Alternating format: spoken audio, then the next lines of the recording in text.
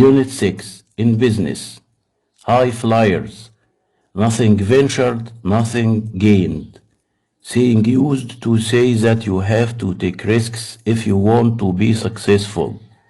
Number 1. Fraser Doherty. Fraser Doherty from Edinburgh, Scotland, loved his grandmother's jam, and at the age of 14 he decided to learn all of her recipes.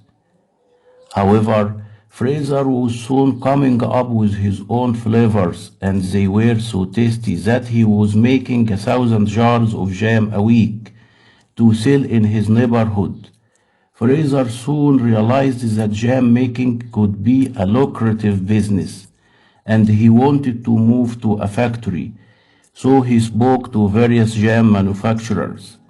Unfortunately, although they liked his recipes, they told him he was too young.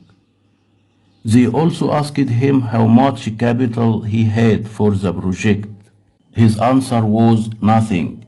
Obviously, this didn't make his idea a very attractive proposition. However, Fraser persisted, and he finally found a factory in the north of England that was willing to take a risk on his jams. It was a risk that has paid off. Fraser's jam are now on the shelves of some of Britain's most supermarket chains, and they have made him into a rich young man. However, he donates a lot of money to charity, especially to organizations that work with some of his biggest clients, elderly people.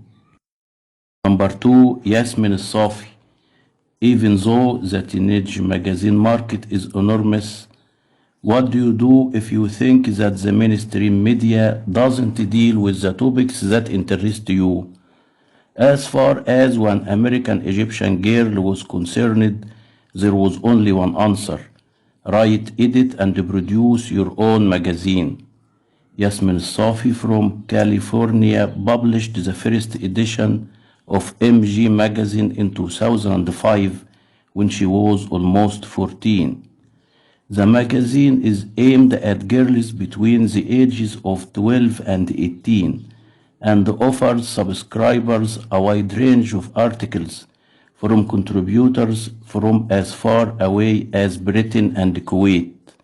Although Yasmin loves writing, she says that most of her time is now taken up with running the business side of the magazine. In a recent interview, she said she was a writer, photographer, graphic designer, publisher, and salesperson. She also explained that her mother had had an important role in the magazine's success, always giving her good business advice. Yasmin has discovered that running your own business is extremely hard work, but at least she can now find a magazine that she thinks is worth reading. Number 3, Suhas Gopinath. As a young teenage, Suhas Gopinath from Bangalore in India dreamed of being a vet, but when his father returned home with a computer and a modem, he started planning for a different future. By the age of 12, he had already built his own website, and a few years later, he launched his own computer consultancy. Suha's firm helps clients with web design, online shopping, and internet security.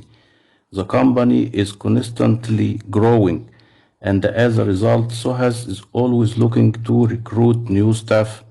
But if you are over 25, don't apply for a job. Suhas, who was at one time the world's youngest chief executive officer, told a local newspaper that he wanted to work with young colleagues.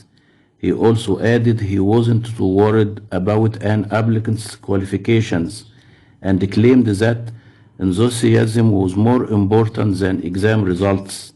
So far, Suha's recipe of youth and eagerness seems to be working for him, as his company now has 11 branches around the world, and he was voted Young Global Leader by the World Economic Forum in 2008.